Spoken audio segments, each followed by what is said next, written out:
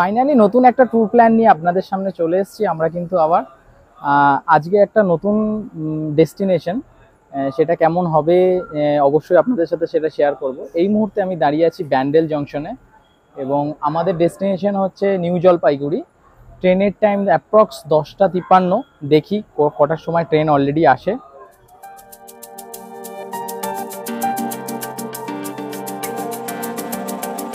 Finally আমরা পৌঁছে গেছি কিন্তু নিউ জলপাইগুড়ি স্টেশনে এবং সঠিক সময়ে অনেক আগে পৌঁছেছি আমরা, মানে যে টাইমে আমাদের ট্রেনের টাইম ছিল সেই টাইমের আগে কিন্তু আমরা পৌঁছে গেছি। আর আমাদের গ্রুপটাকে দেখে নিন, পুরো গ্রুপটা আমাদের রেডি আজকের আমাদের সান্দাকফু ট্রিপটার জন্য।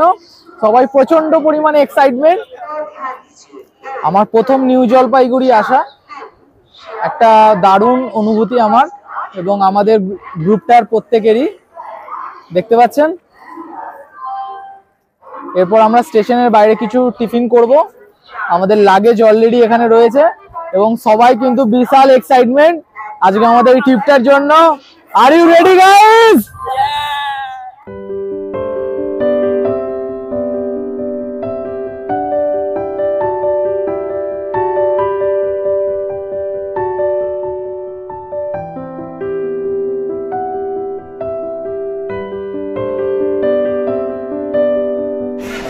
জলপাইগুড়ি স্টেশন থেকে বেরিয়ে আমরা এখানে কিছু টিফিন করে নেব আর তারপরে এখান থেকে গাড়ি বুক করতে হবে আমাদেরকে এবং অবশ্যই চেষ্টা করবেন একটু বার্গেনিং করে গাড়িটা বুক করার, তাতে অনেকটা প্রাইস আপনাদের সেভ হবে। আমরাও সেটাই করেছি।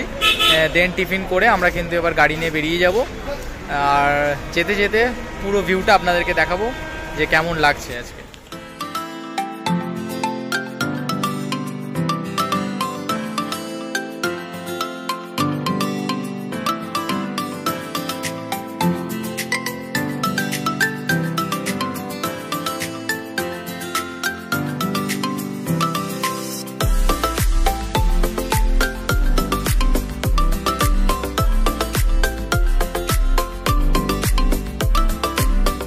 এই ফার্স্ট টাইম আমার পাহাড়ে আসা, আর যে পাহাড়ে আসার যে কি অসাধারণ একটা অভিজ্ঞতা সেটা আপনাদের সামনে আমরা কিন্তু শেয়ার করব।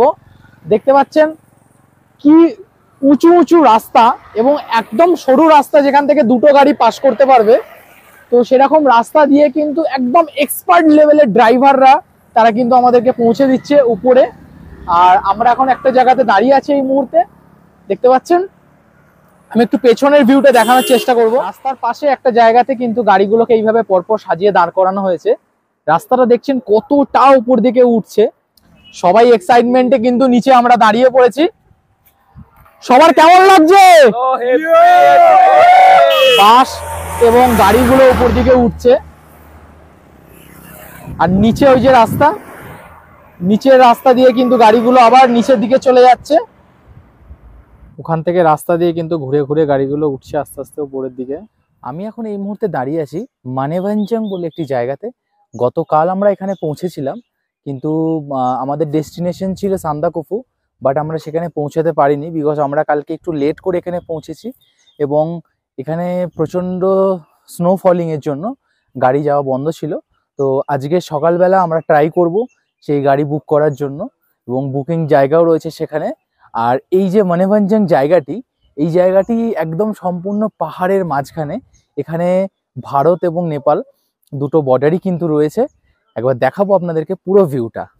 এই হলো মানেভঞ্জং, পাহাড়ের কোলে বিভিন্ন কিন্তু হোমস্টে রয়েছে, এখানে আপনারা এসে থাকতে পারবেন এবং দেখতে পাচ্ছেন কত ঠান্ডা একটা ওয়েদার এখানে। এখানে নর্মালি 10-11 ডিগ্রি টেম্পারেচার সবসময় থাকে। এই সাইডটা হচ্ছে নেপাল। আপনি এদিকে যে বাড়িগুলো দেখতে পাচ্ছেন এগুলো সম্পূর্ণ নেপাল বর্ডারের মধ্যে পড়ছে। চারিদিকে শুধু পাহাড় আর পাহাড়। এই পাহাড়ের ওপরেই রয়েছে একটা শিব মন্দির আর অনেকটা উপরে শিব মন্দিরটা। আমরা হাঁটতে হাঁটতে পৌঁছে গেলাম এখানে, দেখতে পাচ্ছেন এই শিব মন্দির এবং সাইডের যে ভিউ সেটা সত্যি এতটা সুন্দর, জাস্ট অসাধারণ অসাধারণ একটা সৌন্দর্য।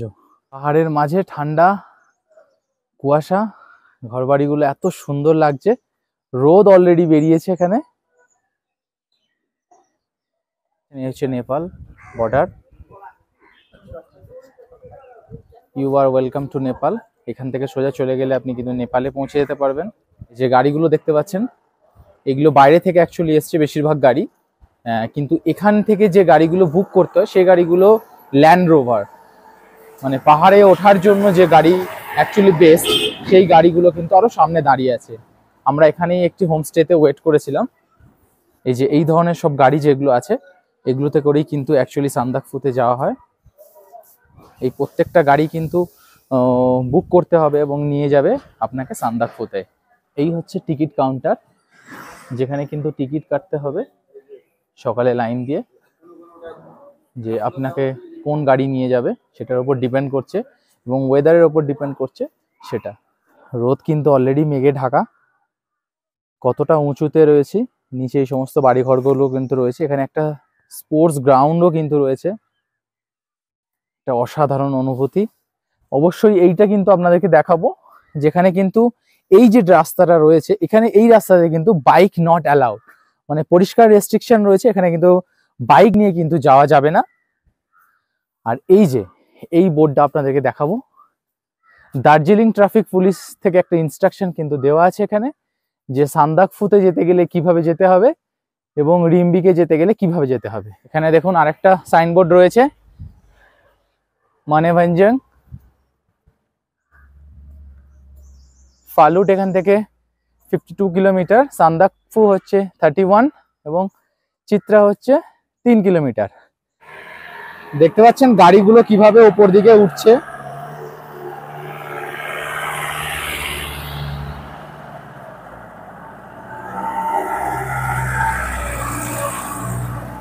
এইভাবে কিন্তু প্রত্যেকটা গাড়ি উপর দিকে উঠবে। ফাইনালি আমাদের দুটো গাড়ি কিন্তু বুকিং হয়ে গেছে। একটা গাড়ি হচ্ছে এটা, যার নাম্বার হচ্ছে 9580, এবং আরেকটা গাড়ি হচ্ছে এইটা, যার নাম্বার হচ্ছে 2884। এই দুটো গাড়ি করেই কিন্তু আমরা উপর দিকে উঠবো আজকে, এবং এই উপরে ওঠার যে অভিজ্ঞতা সেটা আপনাদের সাথে অবশ্যই শেয়ার করব। স্টার্ট করে দিয়েছি আমাদের গাড়ি করে উপরে যাওয়ার পর্বটা। দেখতে পাচ্ছেন একটা দারুণ এক্সপিরিয়েন্স।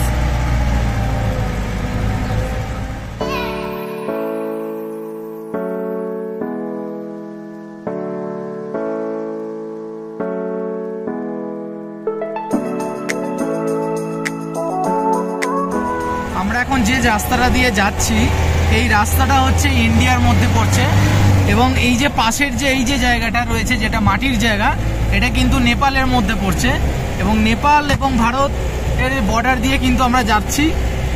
জাস্ট একটা অসাধারণ জায়গা।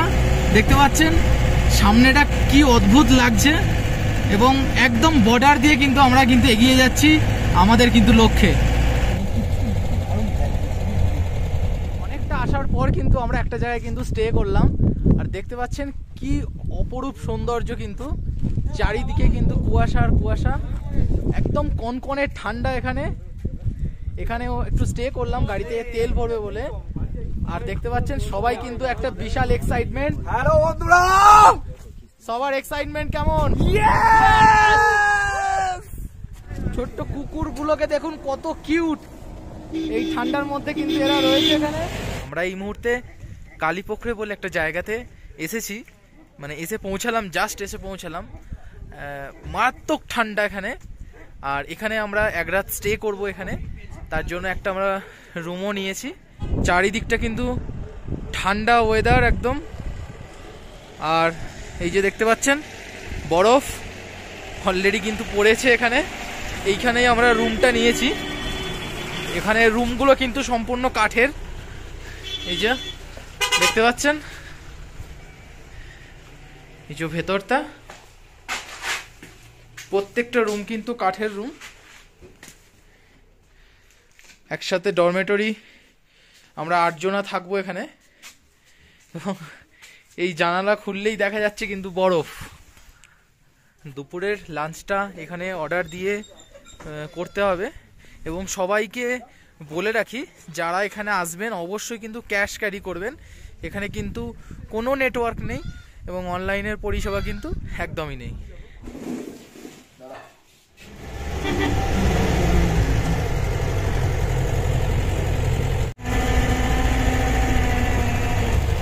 ফাইনালি আমরা আমাদের ডেস্টিনেশনে কিন্তু পৌঁছে গেছি। আর দেখতেই পাচ্ছেন যে কি সুন্দর একটা অপরূপ সৌন্দর্যের ভিউ। এটা সত্যি এখানে না আসলে জানতে পারতাম না। প্রত্যেকটা গাড়ি কিন্তু এখানে স্ট্যান্ড করেছে এবং এর থেকে কিন্তু আগে আর যাওয়া যাবে না, কারণ আগে যাওয়া কিন্তু অ্যালাউ নেই।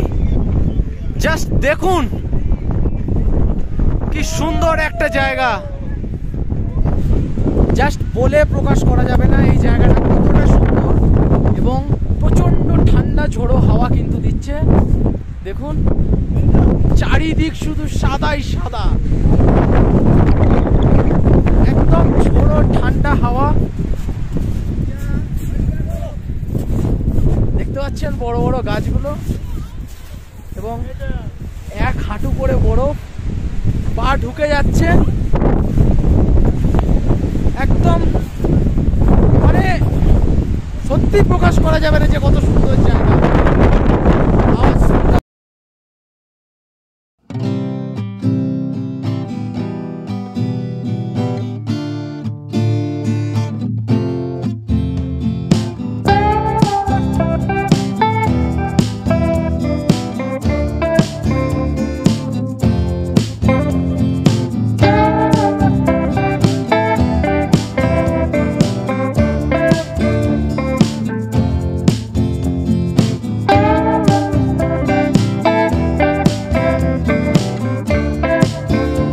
নেপালের রেস্কিউ টিম, এনারা কিন্তু এখানে গাড়ি নিয়ে সবসময় টহলদারি দিচ্ছে যে কোনো মানুষ এবং কোনো গাড়ির কোনো রকম কোনো সমস্যা হয়েছে কিনা, এবং এরা সর্বদা আপনাদেরকে হেল্প করবে। এই রেস্কিউ টিম গাড়িতে করে বরফ তুলে নিয়ে চলে যাচ্ছে, পুরো কিন্তু ঘোরাফেরা করছে। জানি না কিভাবে এখানে আছে, এত বরফ যে চাকা দেখতে পাচ্ছেন গাড়ি স্কিড করছে। এখানে গাড়ি চালানো কিন্তু প্রচন্ড রিস্কি একটা কাজ এবং এনারা যথেষ্ট এক্সপার্ট লেভেলের কিন্তু ড্রাইভার। গতকাল রাতে কিন্তু আমরা কালীপুকুরিতে কিন্তু স্টে করেছিলাম এবং কালীপুকুরিতে কালকে কিন্তু প্রচন্ড পরিমাণে কিন্তু ফগ ছিল। আজকে মর্নিং এর ভিউটা খালি দেখুন একবার, জাস্ট অসাম। সত্যি এত সুন্দর যে একটা ভিউ পাবো আমরা কিন্তু এক্সপেক্ট করিনি। আজকে মর্নিং থেকে কিন্তু সূর্য দেখা গেছে এবং এত সুন্দর ভিউ যেটা সূর্য না থাকলে কিন্তু দেখা সম্ভব নয় এখানে। আর সেই সূর্য থাকাকালীন যে সৌন্দর্য সেটা একদম মানে মুখে প্রকাশ করা যাবে না, জাস্ট অনুভব করতে হবে খালি। বরফগুলো দেখতে পাচ্ছেন কত সুন্দর লাগছে বরফগুলো। গতকালকে কিন্তু এই জায়গায় প্রচন্ড পরিমাণে ফগ ছিল, যার কারণে এত ক্লিয়ার ভিউ কিন্তু ছিল না।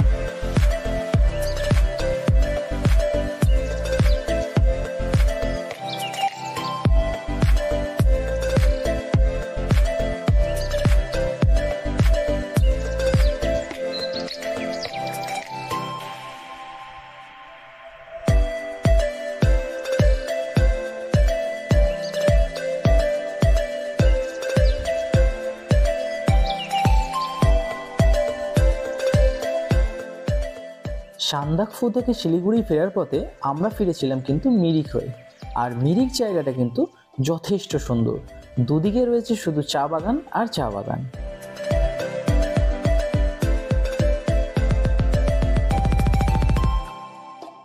আমাদের এই সান্দাকফু ট্রিপটি আপনাদের কেমন লাগলো অবশ্যই কিন্তু জানাতে ভুলবেন না। আর আমাদের ভিডিওগুলো যদি ভালো লেগে থাকে তাহলে অবশ্যই কিন্তু কমেন্ট করে চ্যানেলটি সাবস্ক্রাইব করে দেবেন। সবাই ভালো থাকবেন, সুস্থ থাকবেন, নমস্কার।